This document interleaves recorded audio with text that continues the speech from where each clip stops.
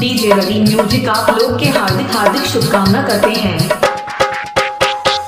रवि music रवि music रवि music रवि music Kishanpura बाजार किशनपुरा बाजार किशनपुरा बाजार किशनपुरा बाजार में बोली ना बोली हो लहंगा न करबा पीछे में गलिया गली में मोलिया सा